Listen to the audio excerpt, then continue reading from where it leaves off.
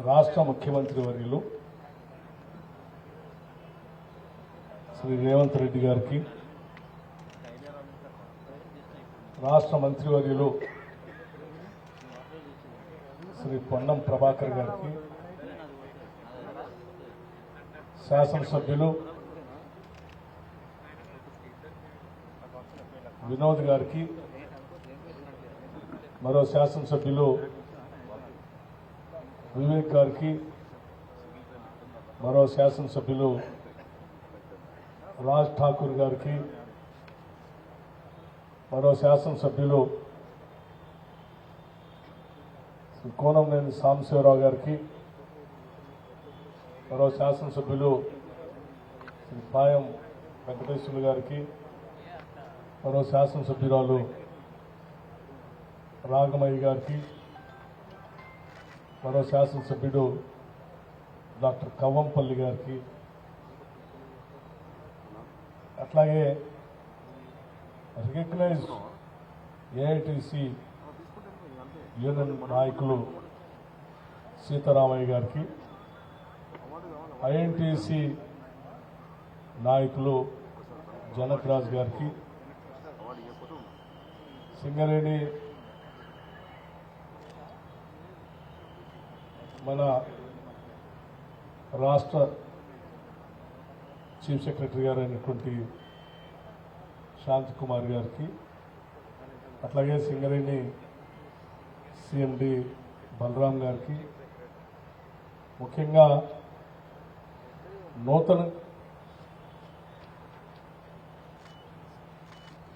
మరో శాసనసభ్యురాలు కోవా లక్ష్మి గారికి, ముఖ్యంగా నూతనంగా ఈ ఉద్యోగ నియామక పత్రాలు పొందబోతున్నటువంటి మీ అందరికీ, మీరు ఈ ఉద్యోగ నియామక పత్రాలు పొందే తరుణంలో ఈ ఆనంద సమయంలో మీ అందరినీ అభినందించడానికి ఇక్కడ విచ్చేసినటువంటి మీ కుటుంబ సభ్యుల్ని, శ్రేయోభిలాషుల్ని, పాత్రికేయ మిత్రుల్ని, సింగరేణి యాజమాన్యాన్ని అందరినీ కూడా నా హృదయపూర్వకమైనటువంటి నమస్కారాలు ముందుగా తెలియజేస్తా ఉన్నాను. ఈరోజు ఈ నియామక పత్రాలకు సంబంధించి అభ్యర్థులకి వాళ్ళకి వాళ్ళకి అక్కడే పత్రాలు అందించేటువంటి కార్యక్రమాన్ని ముందుగా చేద్దామని అనుకున్నాం. కానీ వారందరినీ ఇక్కడ పిలిపించి వారి కుటుంబ సభ్యులతో సహా పత్రాలు అందించడమే కాదు, మీకు మంచి భవిష్యత్తు ఉండాలని చెప్పి రాష్ట్ర ప్రభుత్వం యావత్తు ముఖ్యమంత్రి గారితో సహా ఈ ఆనందమైనటువంటి వేడుకల్లో మీతో పాలు పంచుకొని మీ అందరి భవిష్యత్తు కోసం ఆలోచన చేసి సంతోషంగా ఈ పత్రాలు అందించాలని మీ అందరికీ పిలిపించే కార్యక్రమం చేయడం జరిగింది. అది కూడా భారత రాజ్యాంగ నిర్మాత డాక్టర్ బాబాసాహెబ్ అంబేద్కర్ గారి సాక్షిగా మా ఇందిరమ్మ రాజ్యం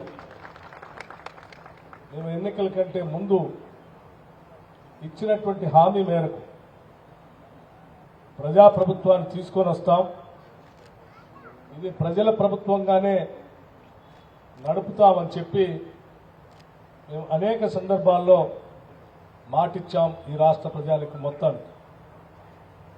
ఆ ఇచ్చినటువంటి మాట ప్రకారం ప్రజాప్రభుత్వంగానే ప్రజాపాలన అందించే కార్యక్రమంలో భాగంగానే ట్రాన్స్పరెంట్ గా అందరి సమక్షంలోనే ఇటువంటి కార్యక్రమాలు చేయాలని, ప్రజాస్వామ్యాన్ని దేశంలో పునాదులు బలంగా ఏర్పడేటట్టుగా ప్రపంచవ్యాప్తంగా ఉన్నటువంటి దేశాల్లో భారతదేశం గొప్పగా ఎదగటానికి కారణమైనటువంటి భారత రాజ్యాంగాన్ని అందించినటువంటి డాక్టర్ బాబాసాహెబ్ అంబేద్కర్ గారి సాక్షిగా ఈ కార్యక్రమాన్ని చేసి మీ అందరికీ నియామక పత్రాలు అందించాలనేటువంటి ఒక మంచి ఆలోచనతోనే ఇక్కడ ఈ కార్యక్రమాన్ని ఏర్పాటు చేయడం జరిగింది. ఇది నాంది మాత్రమే. ఈ ప్రభుత్వం ఏ వాగ్దానాలు అయితే మేము గతంలో చేశామో రాష్ట్రంలో ఉన్నటువంటి ఖాళీలన్నింటినీ భర్తీ చేసి ఇక్కడ ఉన్నటువంటి యువతీ యువకులు ఏ ఆశతో అయితే ఈ రాష్ట్రం కోసం కొట్లాడి పోరాటం చేసి రాష్ట్రాన్ని తెచ్చుకున్నారో వారి ఆశల్ని సంపూర్ణంగా నెరవేర్చుతామని చెప్పడం కోసమే ఇప్పటికే మీరు చూసే ఉంటారు. మొన్న లాల్ బహదూర్ స్టేడియంలో ఒకటేసారి కొన్ని వేల మందికి, దాదాపు 7,000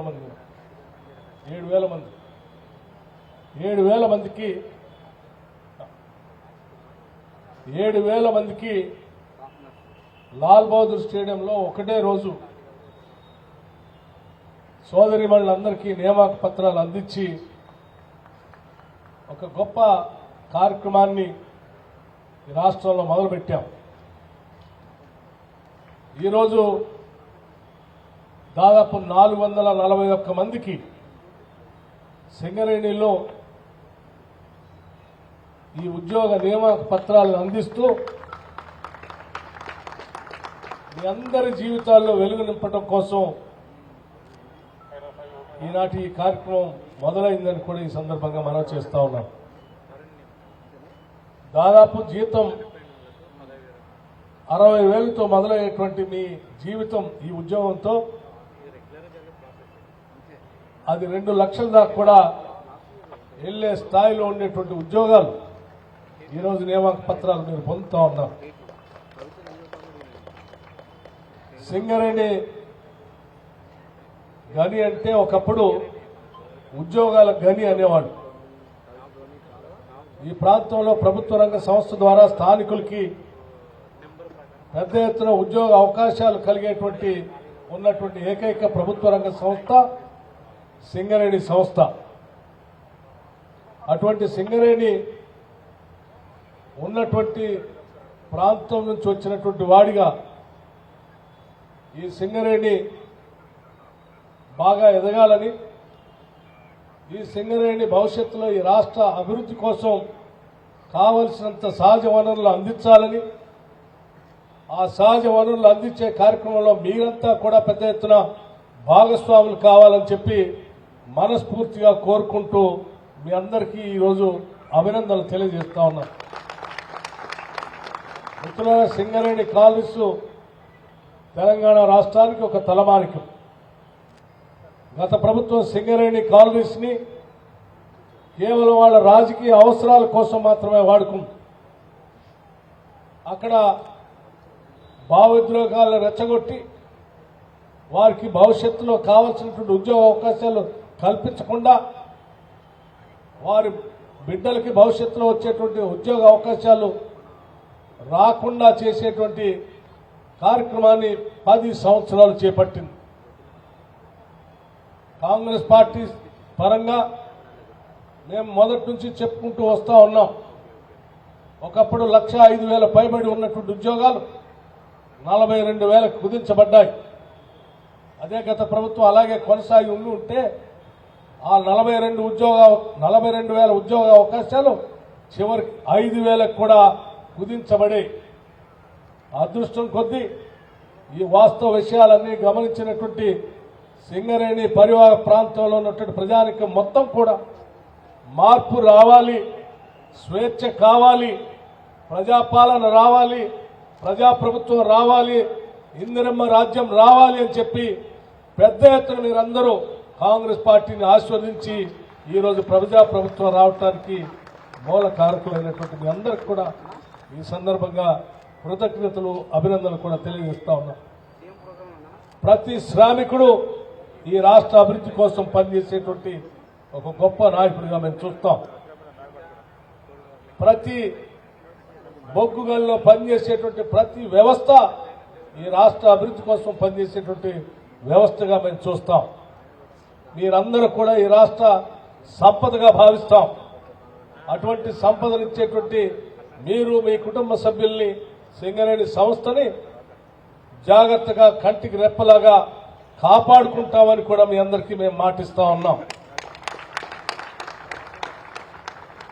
ఎప్పుడు ఏ సమస్య ఉత్పన్నమైనా లేకపోతే ప్రజల్లో వారికి ఉన్నటువంటి సామాజిక పరమైనటువంటి అంశాలు ఉత్పన్నమైనా ముందుగా నిరభ్యంతరంగా ఎటువంటి భేషజాలు లేకుండా స్వేచ్ఛగా స్వతంత్రంగా మాట్లాడేటువంటి కార్మికులు సింగరేణి కార్మికులు. అటువంటి స్వేచ్ఛని గత 10 సంవత్సరాలు మీరు కోల్పోయారు. ప్రశ్నిస్తే కేసులు, అడిగితే కేసులు, లేకపోతే ఏదైనా చేద్దామంటే భయం. అసలు స్వేచ్ఛగా బతికే తెలంగాణలో ఇంకా స్వేచ్ఛగా భావ స్వేచ్ఛను వ్యక్తపరిచేది సింగరేణికి సంబంధించినటువంటి కార్మికులు. అటువంటి భావ స్వేచ్ఛని 10 సంవత్సరాలు కోల్పోయిన మీ అందరికి కూడా ఈ ప్రభుత్వం సంపూర్ణమైనటువంటి స్వేచ్ఛను ప్రసాదించింది. ఈరోజు స్వేచ్ఛగా మనం అందరం ఈ ప్రభుత్వంతో మాట్లాడుకోవడానికి కావాల్సిన వాతావరణం కల్పించింది. నేరుగా మీ దగ్గరికే ప్రభుత్వం వచ్చి మీతో మీ సమస్యలు మాట్లాడి ఆ సమస్యలు పరిష్కారం చేయడం కోసం సిద్ధంగా ఉందని కూడా ఈ సందర్భంగా మనం చేస్తా ఉన్నాం. అంతేకాదు గతంలో సింగరేణి గనులు సంబంధించినటువంటి ఆ పరిసర ప్రాంతాల్లో ఉన్నటువంటి గనుల్ని కేంద్ర ప్రభుత్వానికి సంబంధించినటువంటి వాళ్ళు వేలం వేస్తా అని చెప్తే ఆ వేలాన్ని ఆపి దాంట్లో పూర్తి స్థాయిలో ఆ గనులను పొందడానికి కావాల్సిన కార్యక్రమాలు చేయకుండా సింగరేణికి ఆర్థిక పరమైనటువంటి నష్టం వాటిల్లే పరిస్థితులు కూడా గత ప్రభుత్వాలు తీసుకొని వచ్చాయి. కానీ ఈనాటి ఇందిరమ్మ ప్రభుత్వం చాలా స్పష్టంగా ఒక నిర్ణయం తీసుకుంది. ఈ సింగరేణి పరివాహక ప్రాంతంలో ఉన్నటువంటి బొగ్గు గనులన్నింటినీ కూడా సింగరేణికే చెందేటట్టుగా కేంద్ర ప్రభుత్వంతో మాట్లాడి అక్కడ నుంచి ఈ పరిసర ప్రాంతాల్లో ఉన్నటువంటి గనులన్నీ సింగరేణికే చెందేటట్టుగా చేసే కార్యక్రమాన్ని చేసి తద్వారా భవిష్యత్తులో కూడా సింగరేణి బలంగా ఉండేటట్టుగా చేసే కార్యక్రమాలన్నీ చేయబోతా ఉన్నాం. అట్లాగే సింగరేణి కార్మికులకు సంబంధించి ఆరోగ్యపరమైనటువంటి సమస్యలు కానీ, లేకపోతే ఇంటి సమస్యలు కానీ, లేకపోతే వాళ్ళ పిల్లలు చదువుకునేటువంటి సమస్యలు కానీ, ఏ సమస్య ఉన్నా కానీ మానవతా దృక్పథంతో ఆలోచన చేసి నిర్ణయం చేయడానికి ఇందిరమ్మ ప్రభుత్వం సిద్ధంగా ఉందని చెప్పి కూడా సింగరేణి కార్మికులందరికీ కూడా మాటిస్తా ఉన్నాం. ఈ ప్రభుత్వం మనది, ఈ ప్రభుత్వం మీది, ఈ ప్రభుత్వం మనందరిది. మన ప్రభుత్వం జాగ్రత్తగా కంటికి రెప్పలా కాపాడుకుంటూ మన హక్కుల్ని, మన వనరుల్ని మనం పొందటం కోసం ప్రతి ఒక్కళ్ళం కంకణబద్దులై పనిచేద్దామని చెప్పి మీ అందరికీ ఈ సందర్భంగా సవినయంగా మనవి చేస్తా ఉన్నాను.